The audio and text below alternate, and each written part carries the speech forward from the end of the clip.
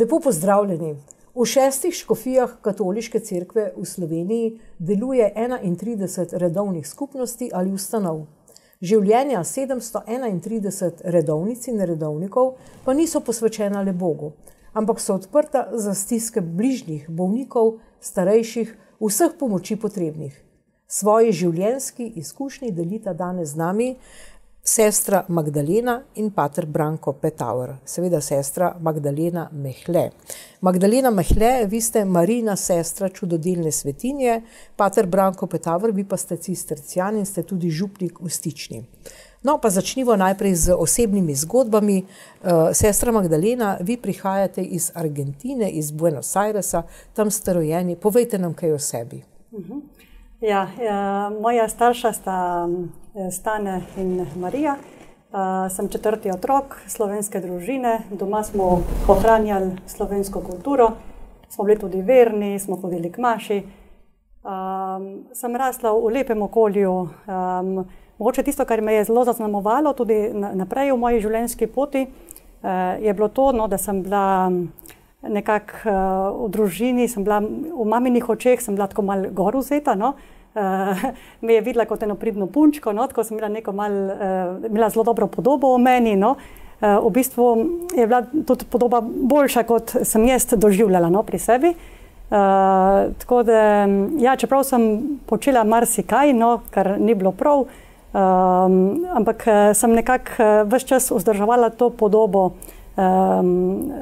vseeno, tako da sem dajala videz, da sem nekako dobro šla naprej. Sem pa v sebi čutila, da je ta neka razdvojenost v meni, med tem, kar drugi mislijo in kar podobo dajem in tem, kar jaz doživljam v sebi. Tako da to, kar sem jaz doživljala, se je tudi odrazilo navzven, z boleznijo.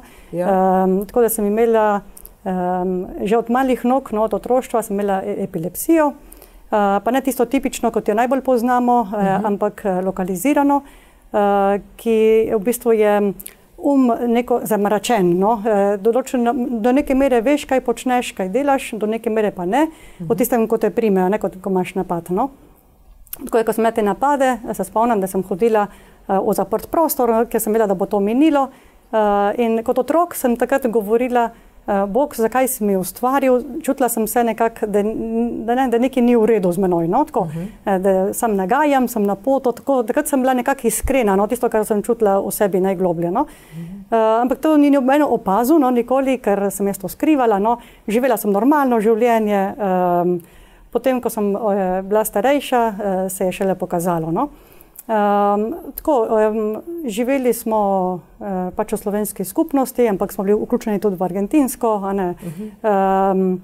Jaz sem Boga doživljala bolj kot nekega pač sodnika, tako da tudi hmaši pa to, če in v verouku nisem rada hodila, ampak sem šla, tako, ker je bilo treba. Ampak kdaj ste začutili ta klic, da ste šli v redovništvo? Ja, to je v bistvu več stvari je name vplivalo.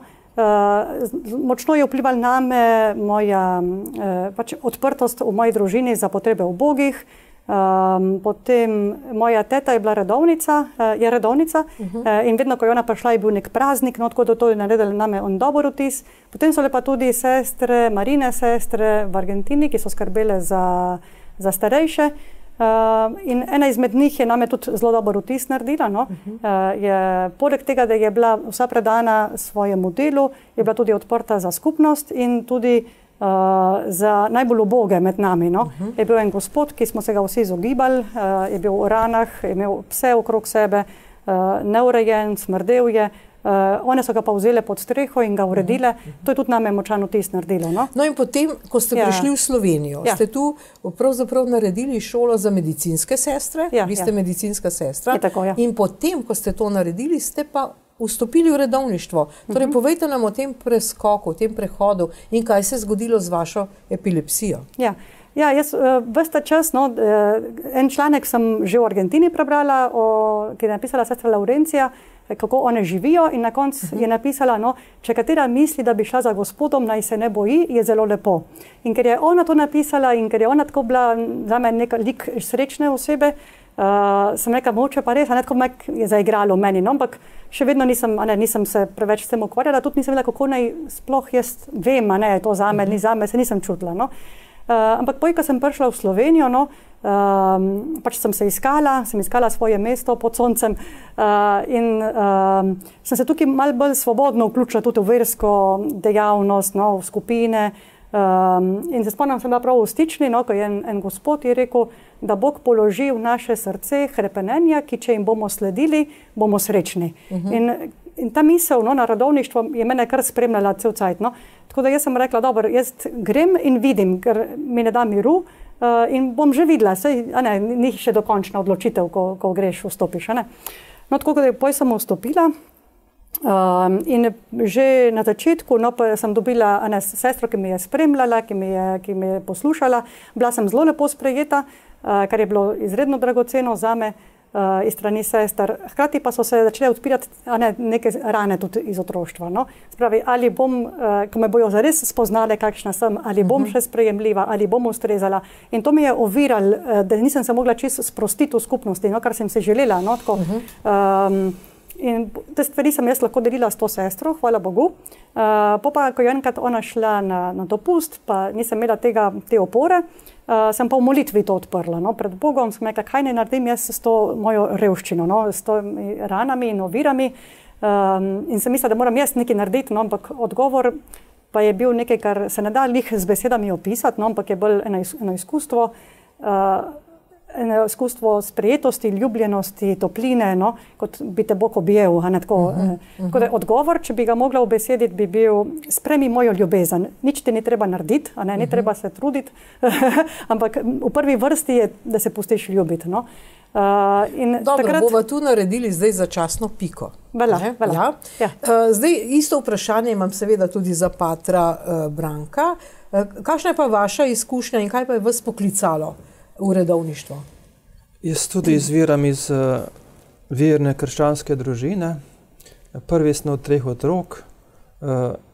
Živeli smo tako lepo versko življenje tudi. Ob nedeljah smo molili rožne vence, kleče. Tako da se vedno spominjam, kako lepo je bilo videti očeta, ko je pokleknil k stolu in molil rožni venec.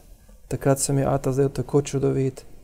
Potem spominjam se z otroštva tudi, kako lepi so bili nedelje, ko smo šli k sveti maši, seveda peš. Kadar je bilo mokro, smo pač čevlčke v rokah nesli, pa smo šli bosi.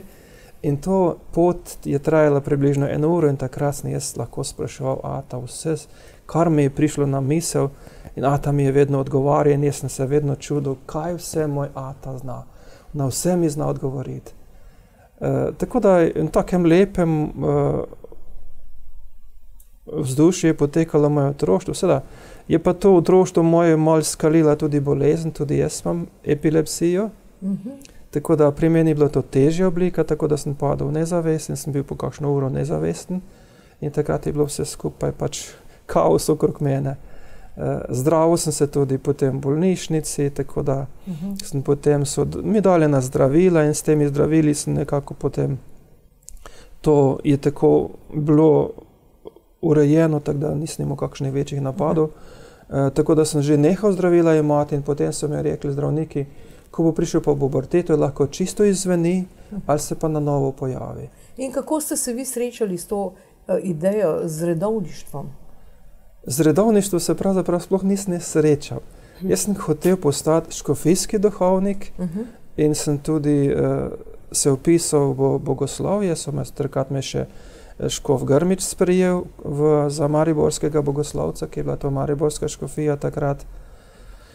Potem sem šel v Ljubljano bogoslovje in sem 3 leta študiral, potem se je pa spet moja bolezen pojavila tako močno, da sem imel v enem dnevu 22 teh težkih napadov in sem bil popolnoma izčrpan, tako da tudi sedeti nisem mogel več.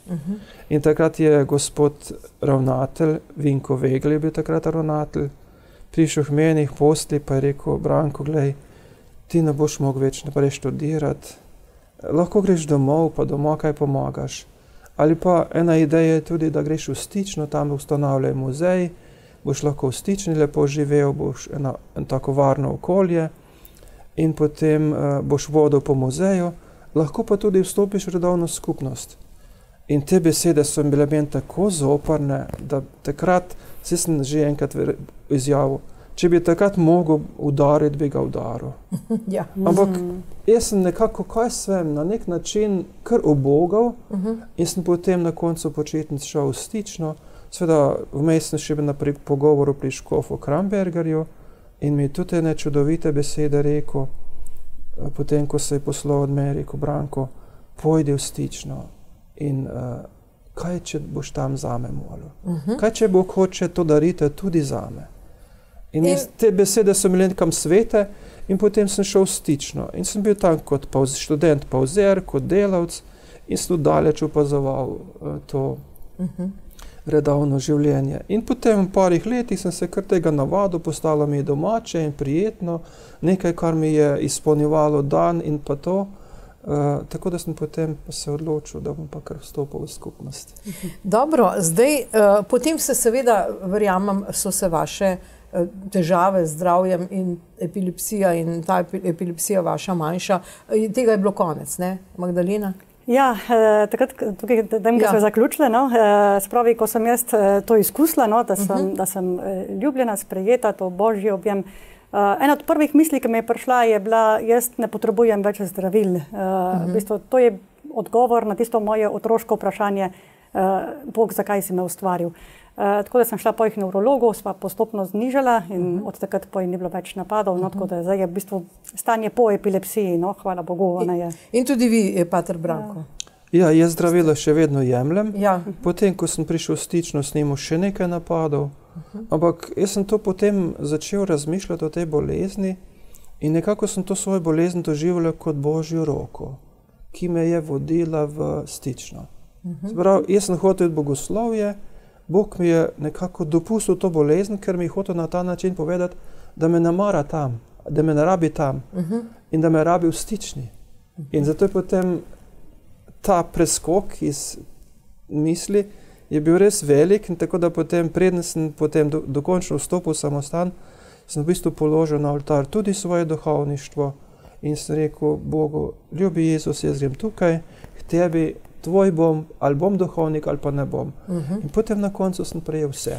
No, zdaj ta izkušnja bolezni pravzaprav prinese v človeku tudi zmožnost empatije, ne? Sočutja. Kako je s tem, sestra Magdalena? Ja, to je težko glih oceniti, no, ampak jaz sem prepričana, da s tem, ko izkusiš tudi svojo nemoč, svojo revščino, tudi bolezen, postajaš sigurno lahko mehkejši, no, tudi v odnosu do drugih, ne iščeš neke popolnosti ali pa ne tako.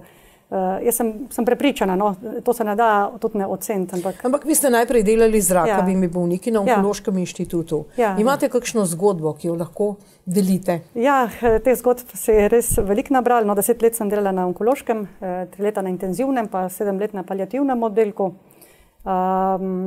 In tam sem zelo tudi rada čudodelno svetinjo delila, no, ki jo nosimo. Ker seveda vi ste Marijina sestra čudodelne svetinje, tako, ne? Tako. Malce jo pokažite, to čudodelno svetinjo. Tako, kaj to je Marija? Spredaj je Marija, ki se stoji na zemeljski obli, zemeljsko oblo ovija kača, ampak Marija stoji kači na glavi in ima razprostrte roke in iz rok prihajajo žarki. Molitev je, potem okrog, pa križ, pa Marija, pa obe srci, pa zvezde cerkev. No? In to ste delila z ljudmi? Ja, tako. Jaz sem v bistvu bila sicer v delovni obleki, ampak če je prišlo do pogovora in sem čutila, da je varen prostor, sem tudi o sebi kaj povedala, no? Tudi da sem rodovnica. Tudi v bistvu naša vloga kot medicinska sestra je zelo široka, mi zajemamo človeka v celoti, no? Ne samo telo, tudi duševnost in tudi duhovnost. Ne? Je tudi področje, ki naj bi ga naslavljale tudi, no? Tako da sem jaz lahko vsa ta področja odpirala z ljudmi in se spomnim pač ene gospe na intenzivnem oddelku, imela slabo prognozo in sem videla, da je zelo tesnobna, no? Mlajša je bila in sem mi vprašala, če bi prišel duhovnik, pa je rekla, da ne, da je že dolgo ni bila pri sakramentih, pa sem rekla, bo pa duhovnik vam pomagal, on to navajen, pa ni hotela, no? Pa sem jo pustila na miru. Pa čez nekaj časa spet sem videla, kako je v hudi stiski, pa sem rekla, pa mogoče pride sam za pogovor. pa je rekla, da ne, je rekla, ampak svetinco bi pa imela. In to nisem imela druge takrat, no, tako da sem mi dala kar tisto to, ki jo imam jaz okrog vratu. In je fajn, ker je bolj velika in jo je stiskala na prsi in mi je zagotavljala, pomirja me. In zame je bilo to res neizmerna tolažba, no, kako Marija najde pot do človekega srca. Pater Branko, vaše izkušnje, tudi vi ste delali z bolniki, delate še? Ja, kot župnik pač se srečujem z bolniki, največkrat seveda za prve petke, ko se potrudim res, da jih zmeri obiščem. Poskušam si vzeti čas za njih, čeprav je pač cela vrsta jih, ki jih je treba obiskati, tako da je pač bolj malo časa. Poskušam res se z njimi čutiti, z njimi nekako jih res razumeti. Če si sam imaš to eno izkušnjo te bolezni pa vsega tega, potem lažje, potem tudi bližnjega razumeš. Pater Branko, ali obstaja kakšna molitev za ozdravitev? Ja. Kaj vi molite, recimo? Jaz nič posebnega ne molim. Ne. Tisto, kar pač je za prvi petek, drugače, kadar potrudim se tudi, da vse te moje bolnike vsaj enkrat na leto mazilim in podelim mazilje, in takrat je tisto molitev tudi lepa, ne?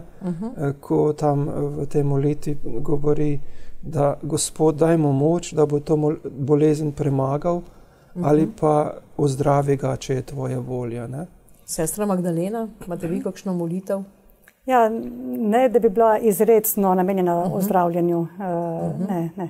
Kako ljudje reagirajo tisti, ki niso verni? Ste se kdaj srečali s tem? Ja, mislim, če si imel ti odnos z njimi, v bistvu so bili zelo odprti. No? Če se najprej zgradilo neko zaupanje, potem zelo lepe izkušnje imam. No? Zelo lepe izkušnje. Vi danes skrbite za starejše, niste več na onkološkem oddelku oziroma v bolnišnici. Se pokazali bomo tudi nekaj slik. Kako pa je s tem? Ja, po 10 letih se je izkazala pač potreba v skupnosti, da bi poskrbela za naš dom. Znotraj samostana smo naredili en del, kjer lahko poskrbimo za naše sorodnike, v prvi vrsti bo temu namenjeno.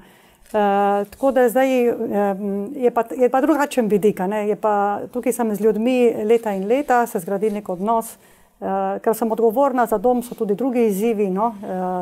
Tako da je zelo fajn, da imam to izkušnjo bolnice in izobrazbo, da lahko prepoznam stvari, da reagiram, načrtujem. No. Zelo mi je lepo, no, se mi zdi, da sem res kot ena mama lahko tam. No. Tudi z dementnimi rada delam, se mi zdi tako, no, da so čustveno zelo prisotni lahko, da si jim lahko blizu. No. Tako, zelo imam rada svoje delo in to je zame taka velika milost, da res rada počnem, kar počnem. Ja, sej pravijo, ne, recimo, da tudi komunisti ali pa te, ki so bolj verjeli v prejšnji režim, so potem na koncu se pa zatekli k usmiljenkam ali pa k duhovnikom. Imate kakšno tako izkušnjo? Ja, svoje izkušnje nimam, sem pa letos, ko sem pisal Šmarnice od Cvetane Prijol, imel to njeno izkušnjo, me je nadušila, ker ona je bila z enim slikarjem, ki je bil popoln ateist in se je velikokrat z njim prepirala, ali je Bog ali ni Boga. In je potem tako bila vztrajna, da je pač potem on na koncu obupal in rekel, pa naj bo po tvoje, da je Bog. Ne? Pa naj bo, ne. Pa naj bo, ne. Ampak potem zanimivo je to, ne, rekla, jaz bom molila za vas. In potem prednji je ta človek umrl, tisti dan, ga je šla obiskat, ni vedela, da bo umrl, in potem nekako po njenem obisku se je znajdel en duhovnik na tistem oddelku in mu je podelil zakramente. Tako da je ta njena molitev je res prinesla sad in pa je bila uslišana, tako da je Bog tudi temu čist nasprotnemu dal možnost, da je prišel v zadnji uri v njegovo naročje. No, zdaj ste mi spomnili na nek grafit. Nekoč mislim, da je bil v Nemčiji, da je nekdo napisal Boga ni, podpis Niče. In je nekdo dodal Ničeja ni, podpis Bog. Ne? Kako vi gledate na te razmere pri nas? No, tu se recimo vidimo zdaj lepe slike živali. Mimogrede povejmo, vse to, kar bomo zdaj videli, Pater Branko, to so vaše fotografije. Vi se ukvarjate tudi s fotografijo. Ne? Ja, to je že precej dolgo v meni ta žilca. Seveda, prvo ob ta srečanje s fotografijo sem doživel pri mojem očetu. On je bil poštar in je potem en tak skromen fotoaparat imel v torbi poštarski in je potem tudi medtem, ko je pošto nosil, ljudi malo slikal, in potem naslednje slike seboj prinesel, pa so tako, da sem vedno tudi njega že, so bile prve pogledi na fotografijo. Potem sem pa kasneje si pač odtegoval pri hrani kot gimnazic, da sem pač bil lačen, pa sem spravljal denar skupaj, da sem si fotoaparat kupil. En tak čist preprost, potem pa tako, da sem potem... In hodite po Sloveniji, ne? Vi hodite okoli, dobili ste tudi nagrado? Ja, zdaj zadnja nagrada, ki je bila na razstavi fotografskega društva Grča Kočevje, na razstavi Narava, svetovna razstava, sem dobil za eno sliko iz Islandije zlato medaljo. To je zdaj Islandija, tole vidimo, ne? To je Islandija, ja. Sem dobil zlato medaljo Ameriške fotografske zveze.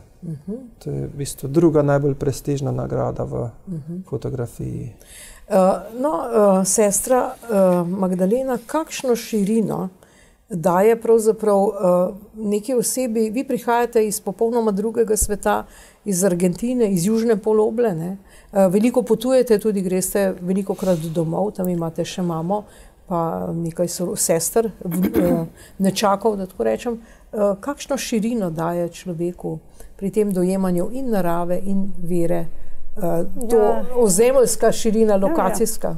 Ja, je že to, da recimo doma sem iz ravnine, iz Pampe, to sigurno ti daje neko širino, različne kulture se tam prepletajo, in se lahko bogatiš. Jaz mislim, da sem res ogromno prejela, veliko več, kot si lahko zavedam. No? Argentinci se znajo vzeti čas, so sproščeni, se jim ne mudi, se vzamejo čas za obroke in za druženje. In to je meni res dragoceno tudi, no? Da ni samo, od doma sem dobila bolj ta odnos delo, poštenje in to, no? Iz okolja argentinskega pa tudi ta čut za to. Potem tudi veliko stvari mi ni samoumevnih, no? Mi je, da vsi tako ravnamo in da vse mora biti tako. Vem, da je marsikaj tudi lahko drugače, tako se mi zdi, mi daje neko širino. No? Da bo z lahkoto jemljete. Ja, tako neko drugačnost, pa da ni nujno, da je vse posod, vse spucano. Za nekaterega pa to ne pomeni toliko, so druge, in da točnost ni samoumevna. Marsikaj ti da, pač, da ni samoumevno, marsikaj. No? Ja. Torej, zdaj ta sistem, da nadaljujemo tisto, ne? Recimo, kako je s tem dejansko, s to vero v Sloveniji? Vi ste pa vendarle živite vse življenje v Sloveniji, tudi v socializmu. A je kakšna razlika zdaj v samostojnosti? So ljudje verni? Zakaj je ne nazadnje redovnic in redovnikov vse manj? Mislim, da je številka od leta 2010 je upad redovnic in redovnikov za 20,19%. Kaj se dogaja? Ja, zdaj mi prehajamo v ta evropsko skupnost narodov, potem ta evropska kultura, potem blaginja prihaja k nam. In tudi to je po moje en vzrok, da je potem manj posluha za Boga, da je Bog nekako bolj na stranski tir postavljen, ker ko se spomnim, ko smo bili še doma, ja, to ni bilo nobenega vprašanja, recimo o nedeljski maši iti, ne. To je bilo enostavno samoumevno in nekaj čudovitega, da smo lahko šli. Danes pa marsikateri starši mi povedo, da mora se z otroki skoraj skregati, da gre k maši. Jaz potem večkrat povem, dajte jim vi lep zgled, če boste kregali pa sil k maši iti, takrat bodo imeli do tega en tak odpor. In potem lahko taka dediščina, ki bo potem zmeraj nekaj ob spominu na mašo, jih bo zmeraj nekaj zapeklo. Tako da seveda, je pa tudi to en pojav ta pri nas, ker je družine so majhne, premalo otrok je, potem, recimo, če en otrok v družini, je potem edino kot mali bogec v družini. Ne? Če so trije, znajo živeti skupaj, se drug ob drugem brusijo, delijo drug z drugim in tak človek ima potem veliko več odprtosti za bližnjega in pa tudi mogoče več nastavku, da lažje odgovori na duhovni poklic. Na Božji klic. Če je pa en sam, je pa manj možnosti, čeprav Bog ima čudovito domišljijo, Bog kliče na vse možne načine, tudi tako, kot da se človek čas niti ne misliti ne more, kjer ki te lahko Bog najde in preseneti in pokliče. Kako pa, sestra Magdalena, vi doživljate to spremembo in razliko med argentinskim življenjem Slovencev, seveda v slovenski skupnosti, in Slovenijo tu? So Slovenci tam bolj Slovenci kot tukaj v Sloveniji? Ja, težko reči. Vidim pa, da je bila tam, smo bili zelo ponosni na slovenstvo. Sem velikrat narodno nošo oblekla. Res, zelo globoko smo čutili, vsaj jaz osebno lahko rečem za sebe, to pripadnost tudi slovenskemu narodu. Recimo, ko je moj oče prišel leta 1991 v Slovenijo prvič, mi je rekel, kaj ti prinesem, in sem rekla, prinesem mi vodo iz Soče. Nekaj bom popila, nekaj bom dala pa na poličko in bom napisala Soča. Sprav, 11-letni otrok nisi želel materialnih stvari, ampak vodo iz Soče.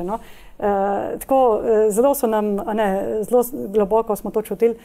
Tudi, ko sem prvič letela nad Slovenijo in so nam naštimali glasbo, ko sem prišla z rastjo, Slovenija, moja dežela, in sem videla Bled, to smo vsi jokali. Tako, ko res zelo, in tudi sem bila šokirana, ko sem prišla v Slovenijo in so mi rekli, da mladi ne poznajo barv slovenske zastave, in sem res preverila pri 15 ljudeh na fakulteti in samo eden je zadev in ta je bil srečen, da je zadev. Tako, noben ni vedel, vsi so Titovo zastavo, tako sem bila kar šokirana. Nam je bilo to, mi v Argentini smo vsi poznali slovensko zastavo, in da je tukaj je ne. Tako da se mi zdi, da jaz sem čutila to, neko premajhno narodno zavest, tukaj, to sem čutila. Ja. Kaj pa vi, pater Branko, vi pa ste župnik v Stični, tam se seveda dogajajo tudi dnevi mladih. Kako pa vi čutite ta utrip med mladimi danes? Ja, mladi so zanimivi, to njihovo srečanje v Stični, to je res nekaj čudovitega, ko pride skupaj, čeprav se pač oblika tega srečanja spreminja. Ko smo mi prihajali takrat, ko sem še bil jaz študent, takrat je bilo to res srečanje, da smo se med seboj srečali, pa v delovnih teh skupinah, to smo sodelovali, debatirali. Danes je bolj to druženje, bolj na lahek način. Ne vem, mogoče pri nas v Sloveniji je bilo premalo poudarka na tej domovinski vzgoji pa ljubezni do domovine. Ker še prej, seveda, ko je bila še Jugoslavija, so nas tako vzgajali, da pač ni pomembno, kaj si, da smo pač vsi Jugoslovani. Ampak, ne vem, moj ata je bil zmeraj en tak pokončen človek, ki je zmeraj rekel, mi smo Slovenci. In se tudi pač potrudil. Tam, seveda, bili smo tudi tam blizu hrvaške meje doma, tako da smo čutili, da smo si različni.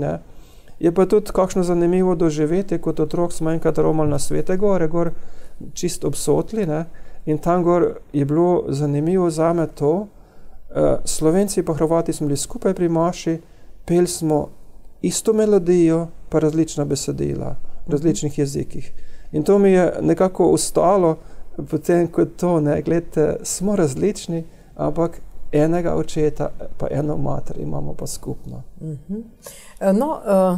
Sestra Magdalena, torej vaš oče je bil seveda v tisti skupini ljudi, ki so po vojni zapustili Slovenijo zaradi komunizma, so odšli na Vetrinsko polje, so živeli potem nekaj časa v nekih taboriščih. A so vam kaj pripovedovali o tistem času? Ata je zelo malo govoril, je bil zelo čustven, rahločuten, tako da zelo malo nam je pripovedoval o tem.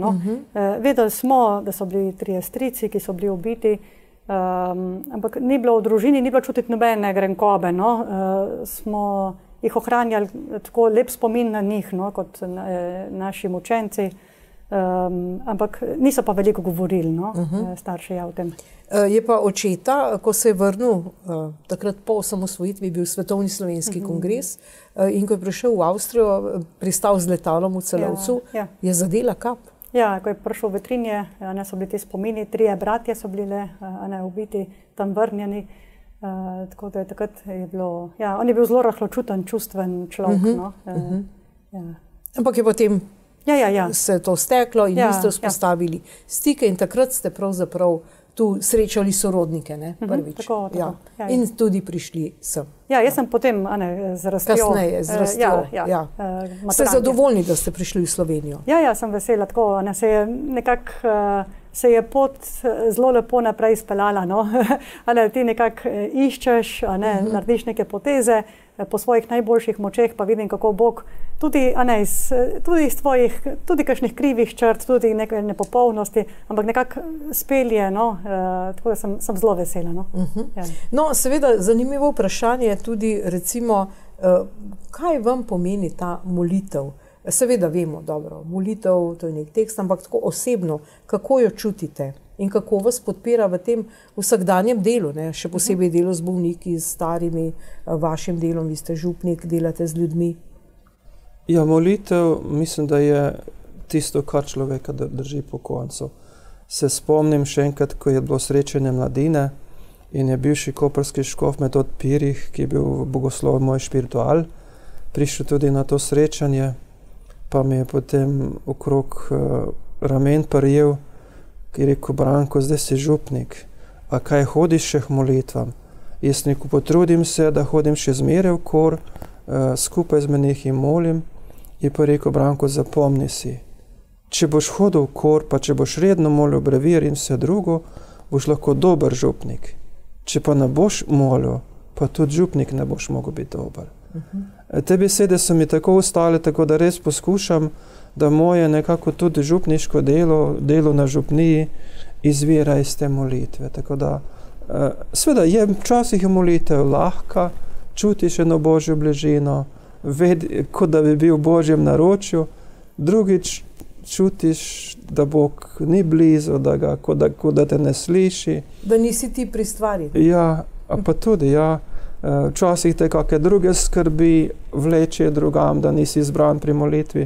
Velikokrat pa zvečer, ko molimo skupaj rožni venec, se spomnim na enega, pa na drugega, posebej na tiste najbolj bolne, pa molim zanje rožni venec. Tako da jih nekako izročam Božje naroče, prosim za njihovo zdravje, če je pač taka Božja volja.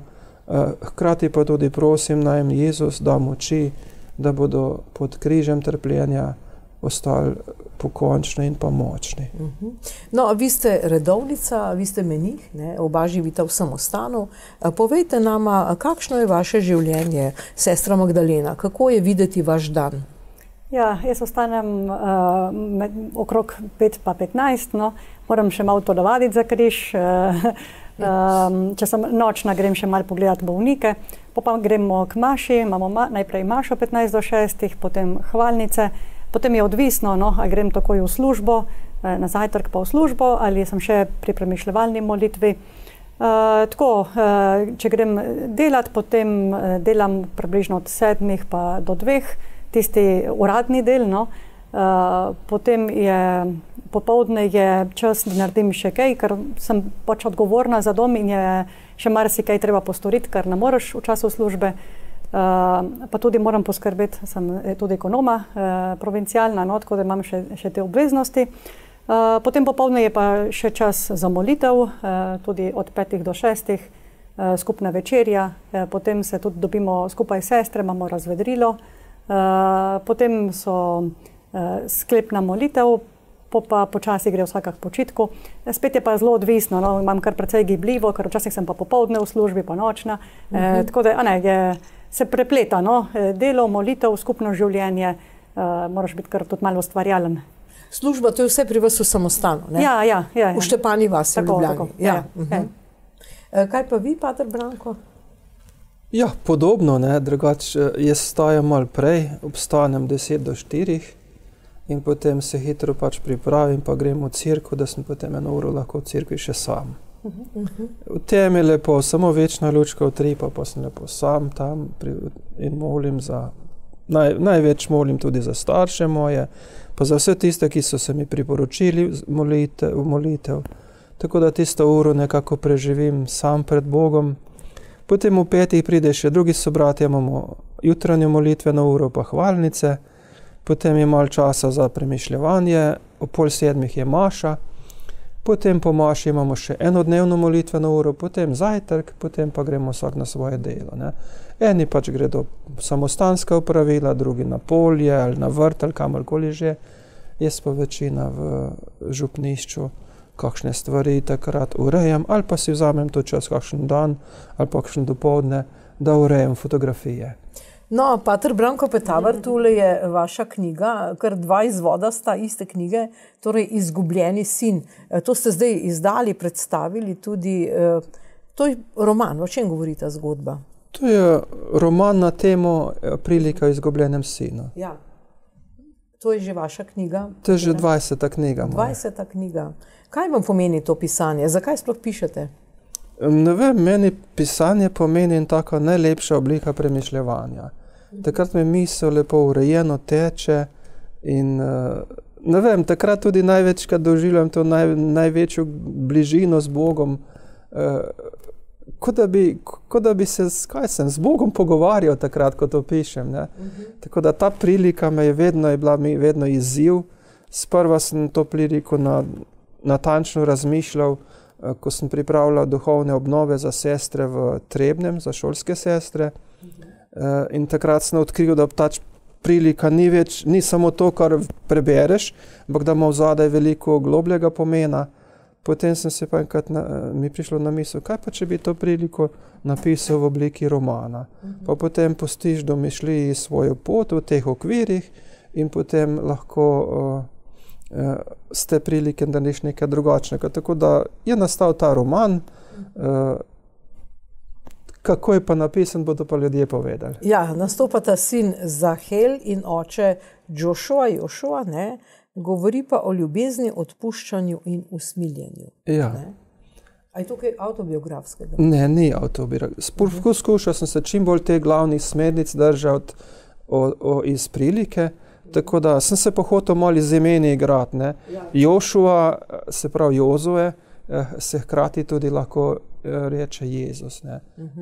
Je to Ješua, tako da v njem lahko vidiš tega Jezusa, ki sprejema oba sina, eni tak, drugi drugačen. Potem Zahej, sin, njegov mlajši sin, je, kar pomeni ime Zaharija, kar pomeni Bog se je spomnil. Se pravi, Bog, oče, se je spomnil kljub temu tega svojega sina, čeprav je popolnoma zabredel. Potem drugemu sinu, starejšemu sinu sem dal ime Abdon, kar pomeni delavec, ki je pač živel pri očetu kot delavec, ni vzpostavil te osebnega odnosa do očeta in bil srečen, da je očetov sin, ampak je samo delal to, kar je oče rekel.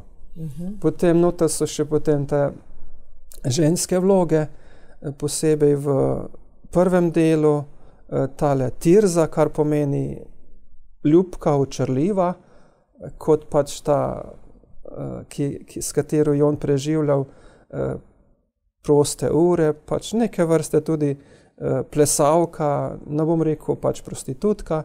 Potem, ko se je preselil v Egipt, se je tam dobil z eno pravo prostitutko, ki s njo daje ime Feja, kaj pomeni grob, tema grob, ki ga je pač pol na koncu tudi čisto pokopala. In pa ta, ki je tudi spremlja ta negativna vloga, Viktor, ki spremlja tega Zaheja, je pa kot en tisti, ki ga zmeraj zapeljuje na krivo pot in ga nekako drži v šahu. Čeprav se on rad odločil, da hoče drugače, si vedno potem pride na misli, kaj bo pa Viktor rekel. In ta Viktor ga je zapeljeval na kriva pota, hkrati pa tudi grdo izkoriščal, da je živa na njegov račun. No, sestra Magdalena, torej ljubezen, odpuščanje, usmiljenje. To je zelo pomembna tema tudi med Slovenci v Argentini, ki so praktično njihovi starši ali pa oni sami bili izgnani iz domovine. Ne? Kako močno so te misli vas spremljale kot otroka? Ja, nisem imela te sreče, da bi spoznala mojo staro mamo, ampak sem pa vedela od drugih, no, da je ostala, kljub temu, da so ji 3 sinove ubili, je ostala vedra, zdravo, verna, tako smo imeli zelo lepe zglede, kar se tega tiče. No. Jaz nimam izkustva, no, da bi bilo neke grenkobe nasprotno. No. Ampak odpuščanje je pa močno tu prisotno. Prav odpuščanje je to. Sigurno. Ja. Odpustiti, ne pozabiti. Ne gre za. Dobro, če gremo še malce k odnosu do bolnih. Vidva se prav gotovo sta se že srečala s smrtjo. Ne? Kako sta pravzaprav doživljala to smrt drugih ali pa smrt družinskih članov? Mogoče vi kot medicinska sestra na onkološkem oddelku tega je kar precej, ali pa med starimi, kjer ste zdaj? Ja, meni se je, vedno se me dotakne, no, slovo vsakega. Jaz sem delala na paliativnem oddelku in na intenzivnem. No. Predvsem na paliativnem ni bil oddelek, kjer bi bilo namenjeno, da bi ljudje ostali do konca. No. Načeloma so prišli na oddelek in smo skušali reševati težave in so načeloma šli ali domov, v dom starejših, v hospic. Ni bilo, da bi kar pri nas, ker je le tercialna ustanova, je bilo treba. Se pa večkrat seveda tudi zgodilo. No. In ja, sem skušala biti zdraven, lajšati. V bistvu meni daje Bog, veste, neko moč, da nisem takrat da ne bom jaz tam jokala. Enkrat sem prav mislila, no, če bomo vsi jokali, kdo bo pa pomagal. No, tako, moja prva misel je, sem tukaj, da sem ob tebi, da pomagam, no, kar lahko. Se me pa večkrat zlomilo, no, pa vedno me je ganilo, ko sem pa videla ljubezen, no, okrog bolniške postelje. Takrat pa takrat pa se me dotakne. Zelo lepe izkušnje so, no. Takrat se ljudje povežejo, so si blizu. Meni je zelo dragoceno, no. Vedno, ko sem lahko blizu človeku, ki se poslavlja, dostikrat je takrat ni več toliko veliko dela, pač fizičnega, ampak je bolj lajšanje in da si z njim. In so to zelo lepi trenutki, no? Ko je bolj biti, a ne kot delovati. No? Ja. Kaj ljudje na koncu najbolj cenijo ali pa pogrešajo v svojem življenju? Ja, pač, kot sem videla, se mi zdi, da zelo cenijo, ko sem bila medicinska sestra, zelo cenijo, da je trpljenje olajšano, a ne, tako svojci kot bolniki. Tudi za svojce je veliko lažje, če so imeli občutek, da je bilo poskrbljeno za človeka, no? Da ni trpel, da ga ni bolelo, da ni težko dihal. Tako da se mi zdi, tole je sigurno prva stvar, ki jo moramo, da je res, kar se da, pot čim bolj mirna. To potem pa, da so, včasih, veste, so hoteli do domov, pa smo videli, da doma ne bo šlo in smo rekli, se pač vaši bližnji bojo kot vaš dom, se je bolj kot fizično streha in je bolj ta bližina domačih, no. Tako da smo bili zelo odprti, da so bili svojci čim več zdraven, če se je le dalo, no. Tako da je to bližino, tudi sakramente, tudi spravo z Bogom, velikrat so tudi lepe izkustva, no. Pater Branko. Ja, moja prva izkušnja o smrti je bilo, ko je umrl en sobrat, starejši. Takrat smo bili ob njem, molili smo te molitve za umirajoče. Pa opat Anton Nadrah mu je takrat lepo križ dal v roke in ta naš sobrat je tako tisti križ gledal in potem na koncu zaprl oči in izdihnil. Ne? Tako da je bilo to eno tako lep doživetje zame. Drugače kot župnik se srečujem potem kasneje, ko že umrejo z svojci. Poskušam jim biti blizu, poskušam jih razumeti. Včasih me nekateri povabijo, da bi prišel moliti k rajnemu. Jaz zmeraj to rečem, vesel sem, da ste me povabili in bom prišel in potem grem tudi z njimi ali v Žico ali pa v Ljubljano, če me vzame s seboj, da skupaj molimo ob rajnem. To se pravi, ljudje mogoče na koncu ponovno najdejo to osebno vero. Imate to izkušnjo? Mislim, da je to tudi smrt je ene vrste srečanje, ki nas potem lahko pretrese, ker takrat se potem, ne samo tisti, ki je umrl, posebej tisti, ki ostanejo, začnejo spraševati, poslušaj, jaz sem na isti poti. Jaz grem tudi temu dnevu, ki bo zadnji naproti in potem tudi pri pridigah poudarim tudi, ne. Glejte, smrt je tudi za tiste, ki smo ostali, lahko ena božja roka, ki nas objame in opomni, poskušaj ta del življenja, ki ga imaš še pred seboj, daj ga preživeti čim bolj kvalitetno. Ne? No, sestra Magdalena, zdaj omenili ste ta bolj ležeren latinski stil življenja, ne, ki ga lahko opazimo, če gremo v te latinske države, Italija je blizu, konec koncev Južna Amerika, pa tudi pri nas imamo včasih kaj balkanskega, ki je veliko bolj sproščeno, kot pa mogoče to slovensko. Zanima me res, kako pomembno je, da si vzamemo čas. Ali to mi znamo? Ja, znamo tudi, no, pa se lahko vedno znova k temu vzgajamo, no, da si res, da se umirimo, da se sprostimo in da smo preprosto skupaj in se veselimo in tako. In da praktično tako. Ne potrebujemo nič. Tako, Ja. lahko odklopiš, pa si samo skupaj, no, in si veseliš, da si skupaj. Tak, no, je tudi ta čas zelo pomemben, ja. Vprašanje je zato, ker pač zdaj smo v adventnem času, ne? Torej, kaj bi zdaj svetovali ljudem, če potegnemo črto pod letošnjim letom in vsako leto je tako nekako hitro, rečemo hektično, vse se hitro, mogoče prehitro odvija, z zelo malo empatije in usmiljanja, konec koncev so vojne povsod, sploh znamo prav še se obnašati drug do drugega, tudi če pogledamo vse teme, ki smo jih letos odpirali, evtanazija, ne, same grozne teme, splav, vse teme, ki so nas razdvajale, kaj bi svetovali ljudem ob koncu leta, kakšen razmislek pred začetkom novega? Ja, jaz vedno pravim, pač veliko krat poudarjam ob novem letu ljudem, gledajte, še eno leto nam Bog daje, da bi ga napolnili z ljubeznijo. Se pravi, spet nove priložnosti, da narediš nekaj lepega, nekaj dobrega, potem pomembno je, da si vzamemo čas drug za drugega, ker stvari, ki jih posedujemo, ki jih imamo, ali materialne, ali pa denar, nas ne bodo osrečile, osrečili nas bodo odnosi z bližnjimi, ne. Hkrati pa tudi, da bi ti odnosi z bližnjimi prihajali iz ene globine iz odnosa do Boga, ne. In pa, da bi nekako se znali tudi v letu, ki je pred nami, potruditi, da bi spoštovali bližnjega takšnega, kakršen je. Ne, da nismo pač, ne vzamemo to leto kot leto, ko bomo pač tega pa onega popravili ali pa sfrizirali, ampak ga sprejeli takšnega, kot je. Najbolj pomembno je, da se mi spreminjamo, pa se spremeni ves svet, ne pa da se potrudimo spreminjati bližnjega, kar največkrat hočemo delati, ne.